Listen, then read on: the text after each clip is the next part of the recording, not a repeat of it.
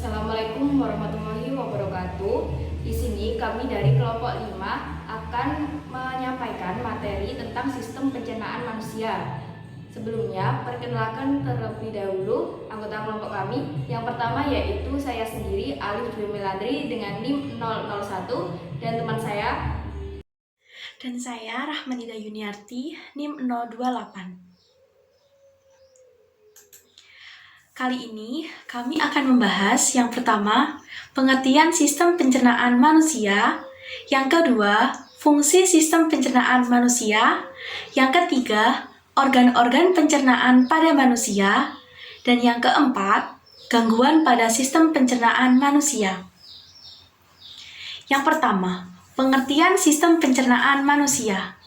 Sistem pencernaan manusia adalah proses yang dilakukan oleh sekelompok organ dalam tubuh manusia untuk memecah dan mengolah makanan demi menyerap nutrisinya.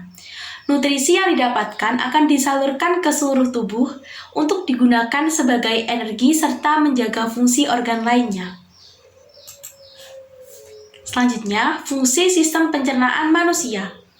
Sistem pencernaan manusia berguna untuk mengubah makanan menjadi nutrisi. Hal ini yang nantinya dapat digunakan untuk perkembangan dan perbaikan sel tubuh, juga sebagai sumber energi.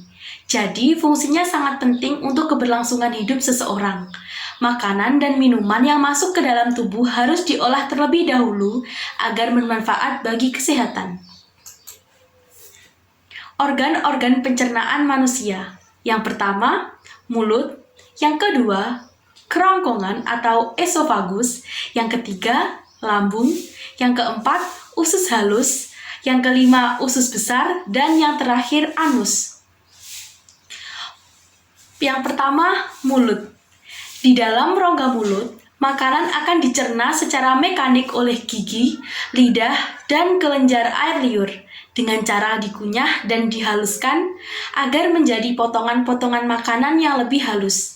Selain dikunyah oleh gigi, pencernaan makanan di rongga mulut dibantu oleh enzim amilase atau ptialin yang dihasilkan oleh kelenjar air liur. Enzim amilase atau ptialin berfungsi untuk mengubah amilum atau karbohidrat menjadi maltosa atau monosakarida, sehingga makanan yang kita makan akan terasa manis. Yang kedua adalah kerongkongan. Tenggorokan atau faring merupakan salah satu alat pencernaan yang menghubungkan rongga mulut ke kerongkongan atau esofagus. Makanan ditelan dari mulut, masuk melalui tenggorokan, dan diteruskan ke tabung berotot esofagus. Tabung ini memiliki panjang sekitar 25 cm. Di bagian esofagus terdapat katup epiglottis yang mencegah makanan dan minuman masuk ke dalam trakea agar kita tidak tersedap. Pada dinding kerongkongan terjadi gerakan peristaltik, yaitu gerakan meremas-remas yang mendorong makanan menuju ke lambung. Organ berikutnya adalah lambung. Pada lambung, makanan dicerna secara mekanik dan kimiawi. Pencernaan makanan secara mekanik dilakukan oleh otot-otot lambung yang berkontraksi melakukan gerakan meremas atau menggiling makanan hingga menjadi bentuk yang lunak seperti bubur makanan. Pencernaan secara kimiawi pada lambung dibantu oleh enzim-enzim pencernaan yang dihasilkan oleh lambung atau yang disebut getah lambung.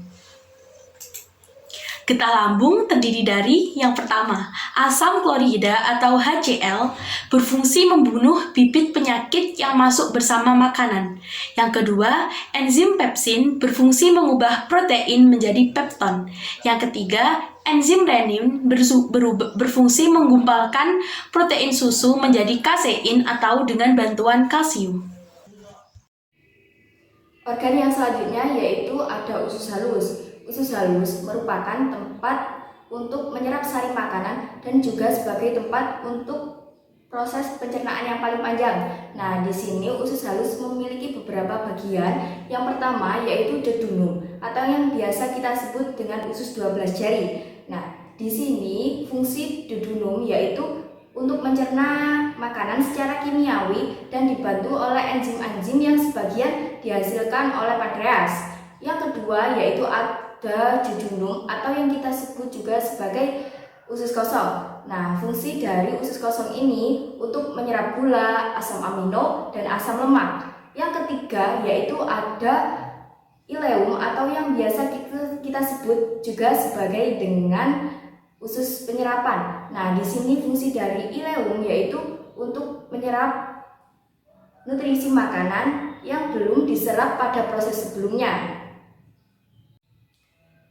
Pada usus halus, makanan akan dicerna dan dibantu oleh enzim-enzim yang dihasilkan oleh pankreas. Nah, enzim yang berperan di sini adalah yang pertama ada amilase, yaitu yang bertugas untuk mengubah amilum menjadi maltose, yaitu produk gula.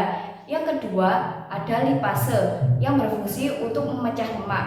Yang ketiga ada trypsinogen, yaitu untuk memproses protein menjadi pepton. Organ selanjutnya ada usus besar. Nah, makanan yang sudah tidak dicerna oleh usus halus akan menuju ke usus besar. Pada usus besar memiliki beberapa bagian, yaitu yang pertama ada skum, yang kedua ada kolon ascendens, yang ketiga ada kolon transferum, yang keempat ada kolon descendens, yang kelima ada kolon sigmoid.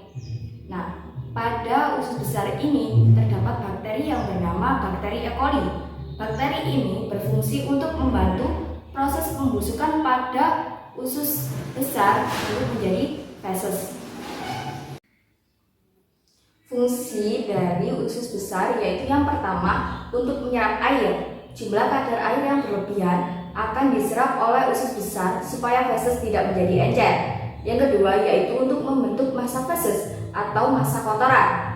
Yang ketiga yaitu untuk membentuk lendir. Nah, untuk melapisi lapisan mukosa supaya dalam usus halus ini dia menjadi licin.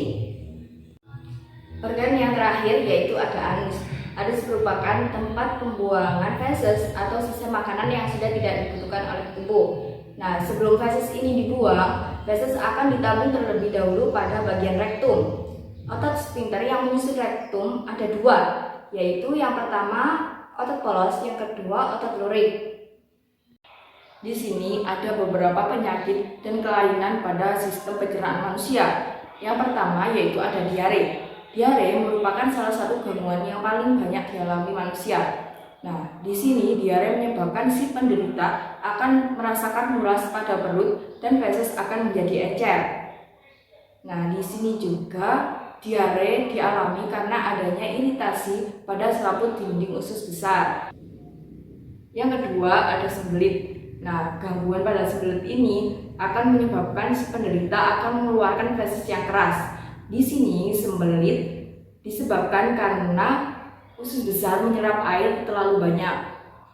Yang ketiga ada radang usus buntu. Keadaan ini terjadi karena usus buntu terinfeksi oleh bakteri. Yang keempat yaitu keracunan. Nah, biasanya keracunan ini terjadi karena salah mengkonsumsi makanan. Yang kelima ada tukak lambung. Nah, di sini tukak lambung merupakan keadaan di mana dinding lambung itu terluka. Gangguan ini disebabkan karena terkikisnya lapisan dinding itu sendiri.